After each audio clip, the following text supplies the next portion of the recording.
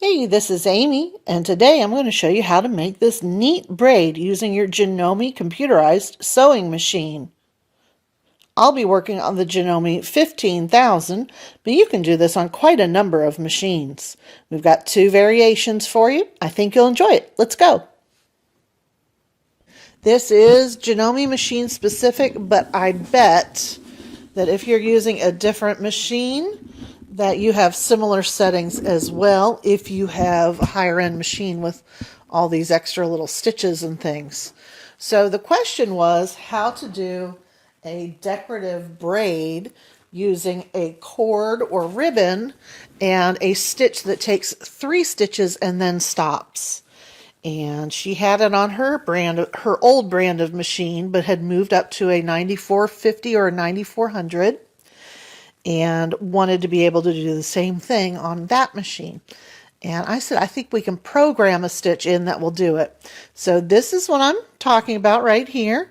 The yellow below is where I was using a silk embroidery thread, and it just was not thick enough for the job. And then I moved to a different cord, and I have 2 different settings. You can see, where's my thumb? There it is. On this side, that is with 3 stitches between the stops. And over here is with 2 stitches when it stops. And I thought it was pretty fun and cool. So I'm going to show you that. And what we need to do is set up our machine for what's called a bridge stitch. So a lot of our machines, our Janome machines that have lots of decorative stitches, and this would be your computerized machines with lots of decorative stitches, have stitches that they might classify as bridge stitches. On my machine, it shows the bridge category up on the lid of the machine. Right, where is it? There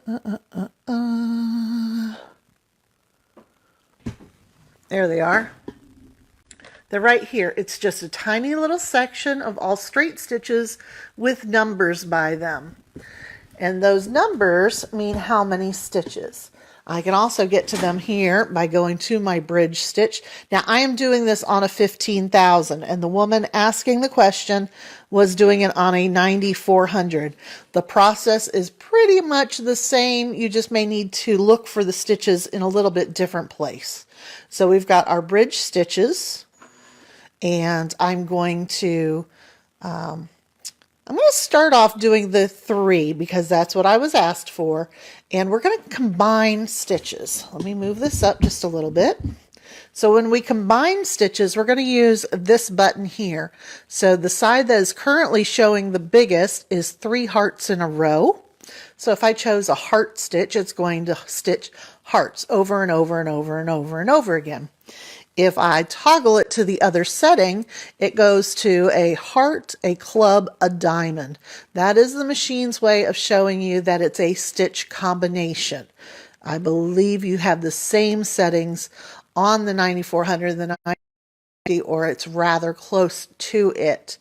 So that's this one right here. And now we can program in what stitches we want to use.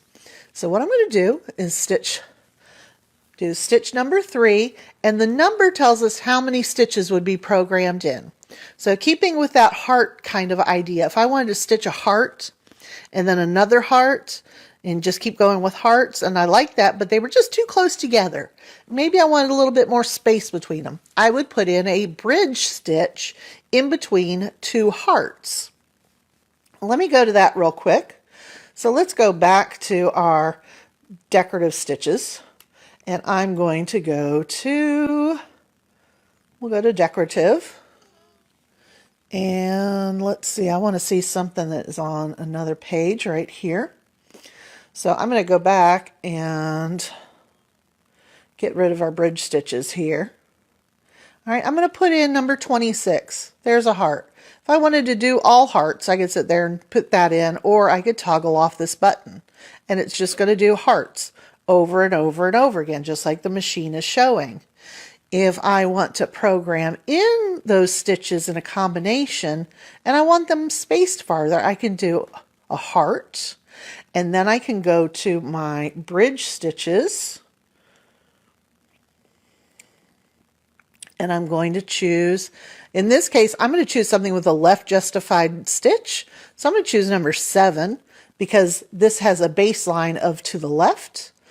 And then I would repeat, and it would stitch a heart, 3 straight stitches, and then would start back over to a heart. So heart, 3 stitches, heart, 3 stitches, heart, 3 stitches.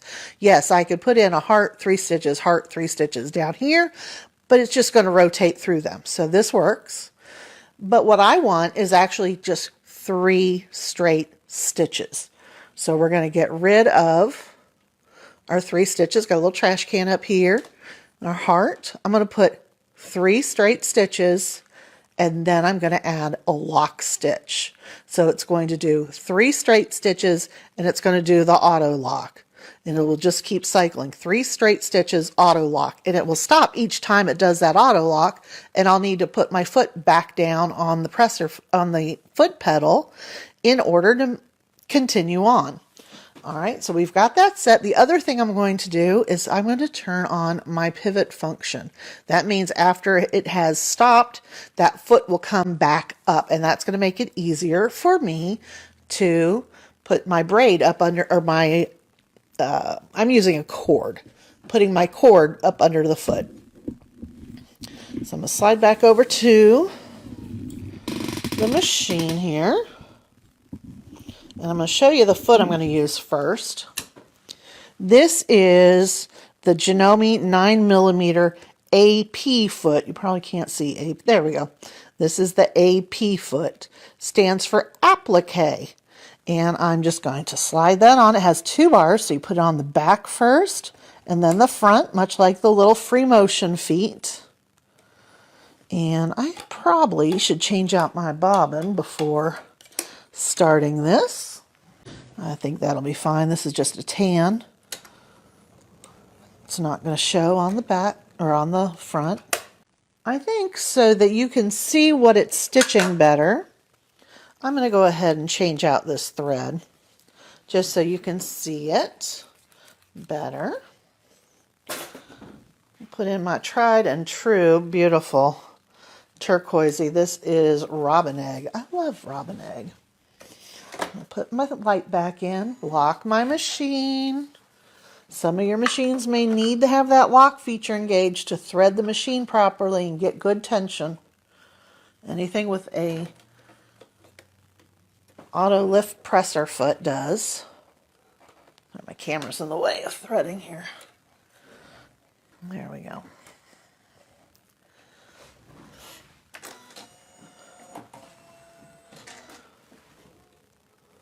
All right, we're unlocked, we're ready to go. So I've got a little quilt sandwich here. This is just going to be a little sample of some decorative stitches. Just something to play with. I'm just going to start the machine right here. And as it sews, it's going to 3 stitches and tie off. So I'm going to stop right there and I'm going to grab my cord. So this is a round, I think it might be the same as GIMP cord. My little spool has no information on it whatsoever. I don't think it's true GIMP. I've got another GIMP cord here. I think this would look really cool. I may do that some other time.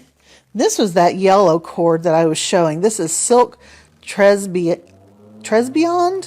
Silk. It was too small. This is another white, but it's flat. It's almost like a thin ribbon. You could do that. This is a variegated blue version of the white I'm going to use. And then this is number 3 Pearl Cotton from Sue Spargo. I think that would look really cool. In fact, you know what? I'm going to use that.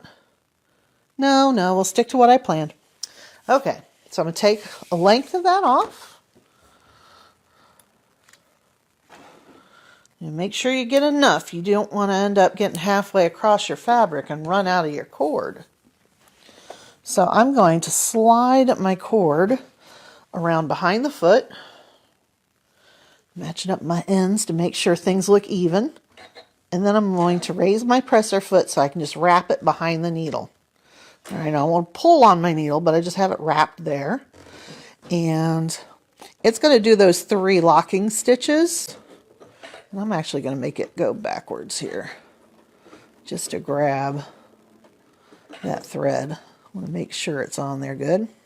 I'm going to cross my yarn, or my cord, and it's going to go 3 stitches and lock. And then I'm going to twist again. 3 stitches. It's not doing 3. All right, I had this going the other day.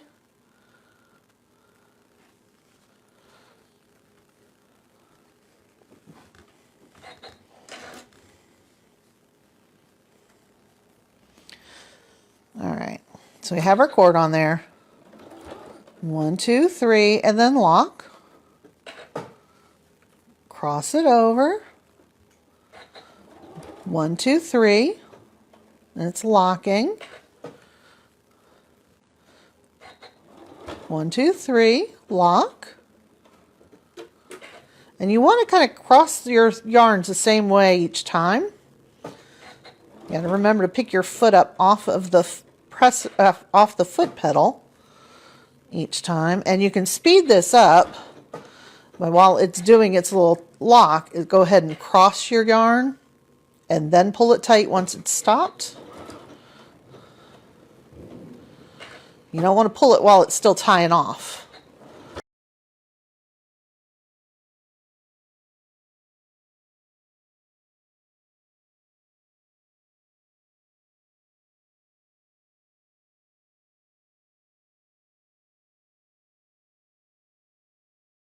And you can change your stitch length depending on your cord that you use. You may want to change your pivot foot height if you're going to use that function. I'm definitely going to, depending on how thick the cord is you use, or yarn. Do this with yarn as well. All right, we're going to do one more that is 3 stitches, and then we're going to switch to 2.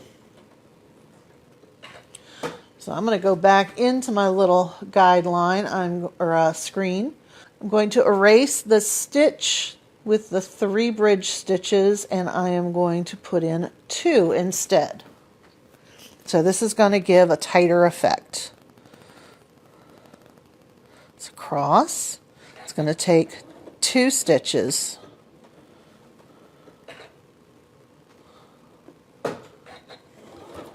You do have to remember to lift your foot up off of the foot pedal and then start again after it ties.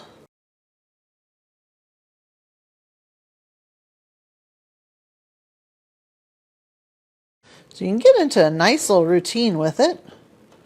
And of course you could curve your stitching as you go, or you could keep it straight. I think if I wanted to curve it, I would want to mark my stitch path first.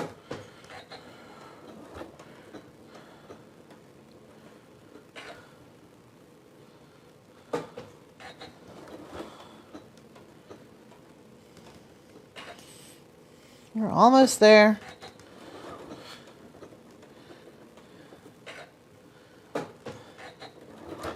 And then I can show you what this looks like.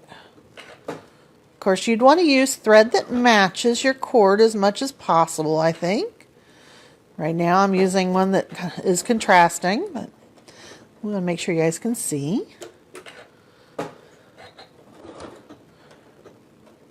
So depending on your cord, 2 stitches might be too short. I definitely couldn't get away with just 1 with this cord.